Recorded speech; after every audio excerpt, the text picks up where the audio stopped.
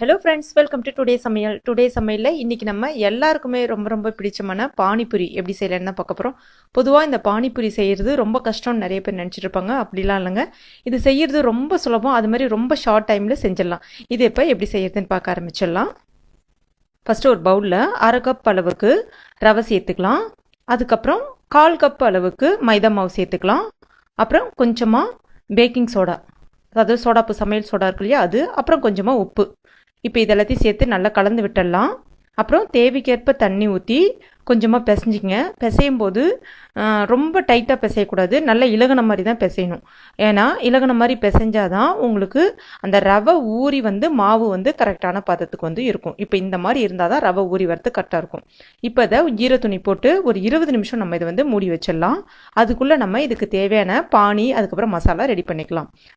முதல்ல பானி ரெடி பண்ணுறதுக்கு 1 கைப்பிடி அளவுக்கு புதினா, 1 கைப்பிடி அளவுக்கு கொத்தமல்லி இலைகள், அதுக்கப்புறமா 3 பச்சை மிளகாய். உங்களுக்கு காரம் குறைவாக வேணும்னா 2 பச்சை மிளகாய் சேர்த்துக்குங்க. அப்புறம் கொஞ்சமாக மிளகு, கொஞ்சம் ஜீரகம், அதுக்கப்புறம் ஒரு துண்டு இஞ்சி எடுத்திருக்கேன். இப்போ இது எல்லாத்தையுமே நம்ம மிக்சி ஜாரில் போட்டு அரைக்கணும்.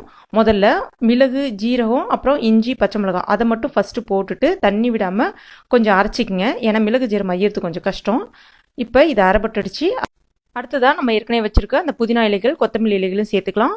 சேர்த்துட்டு கொஞ்சமாக தண்ணி விட்டுட்டு நல்ல ஒரு ஸ்மூத் பேஸ்ட்டாக இதை அரைச்சி எடுத்துக்கலாம்.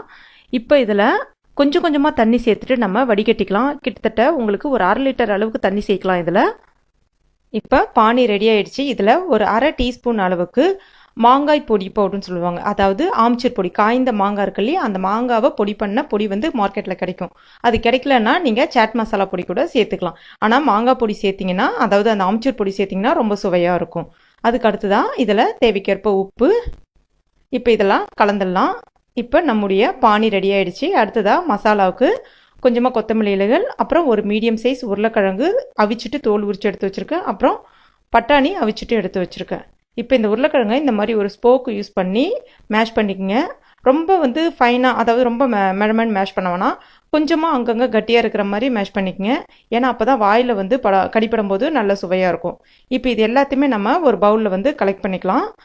அடுத்ததான் இதில் ஒரு 1/4 டீஸ்பூன் அளவுக்கு ஆம்ச்சூர் பொடி, அதாவது அந்த மாங்காய் பொடி சேர்க்குறேன். அப்புறமா கொஞ்சமாக மிளகாய் பொடி ஒரு 1/2 டீஸ்பூன், அப்புறம் உப்பு இதுக்கு தேவைக்கேற்ப சேர்த்துக்கலாம். இப்போ இதையும் நல்லா நம்ம கலந்து விட்டுடலாம். இப்போ மசாலா உள்ளே வைக்கக்கூடிய ஸ்டஃபிங் மசாலாவும் ரெடி ஆகிடுச்சு. அப்புறம் ஒரு பாதி எலுமிச்சம்பழத்தை மசாலாவில் சும்மா ஒரு 1/4 டீஸ்பூன் அளவுக்கும், அதுக்கப்புறம் மிச்சத்தை இந்த பானையிலையும் நம்ம பிழிஞ்சு விட்டுக்கலாம். உங்களுக்கு அரைக்கும் போது பானி ரொம்ப காரமாக இருந்துச்சு அப்படின்னா இன்னும் கொஞ்சம் எலுமிச்சம்பழம் ஜூஸையும் நீங்கள் இது கூட சேர்த்துக்கலாம் வேணும்னா. இப்போ இது ரெடி ஆகிடுச்சு. அடுத்ததாக நம்ம மாவு எந்த பதத்தில் இருக்குன்னு பார்க்கலாம். இப்போ நம்ம இதை எடுத்துடலாம். எடுத்துட்டு ஒரு 2-3 தடவை நல்லா பிசைங்க. பிசைஞ்சதுக்கப்புறம் இதை நம்ம ஒரு 3 போர்ஷனாக நம்ம டிவைட் பண்ணிடலாம். டிவைட் பண்ணிவிட்டு அந்த பூரி கட்டை இருக்கு இல்லையா, அதில் கொஞ்சமாக எண்ணெய் தடவிக்கிங்க. ஏன்னா இதில் நம்ம மாவு போட்டு நம்ம உருட்டக்கூடாது. மாவு போட்டு உருட்டினீங்கன்னா உங்களுக்கு ஹார்டாக இருக்கும், நல்லா இருக்காது. அது மாதிரி பொறப்பொறன்னு இருக்காது. இப்போ இதை உருட்டுங்க. வேணும்னா தேவைக்கேற்ப அந்த மாவு மேலேயும் கொஞ்சமாக எண்ணெய் தடவிக்கலாம். தடவிட்டு நல்ல தின்னாக, எந்த அளவுக்கு நம்மளால் மெலுசாக உருட்ட முடியுமோ அந்த அளவுக்கு தின்னாக உருட்டுங்க. அதுக்கப்புறம் சுற்றியும் கார்னரில் கொஞ்சம் திக்காக இருக்கும், அதையும் நல்லா அழுத்தி தேய்ச்சி விட்ட மாதிரி நல்லா ஃபுல்லாக கம்ப்ளீட்டாக மெலுசாக உருட்டுங்க. திக்காக உருட்டிட்டிங்கன்னா உங்களுக்கு அந்த மொறுமொறுப்பு இருக்காது, அதுக்கப்புறம் உப்பி வராது. ஸோ அதுக்கப்புறம் இந்த மாதிரி மூடி ஏதாவது இருந்துச்சு அப்படின்னா இந்த மாதிரி ரவுண்ட் ரவுண்டாக வட்ட வட்டமாக அழகாக நம்ம கட் பண்ணி எடுத்துக்கலாம். இப்போ இதை நான் ஃபுல்லாக கட் பண்ணிட்டேன். அடுத்ததாக அந்த மிச்சம் இருக்கிற மாவை எடுத்துடுறேன்.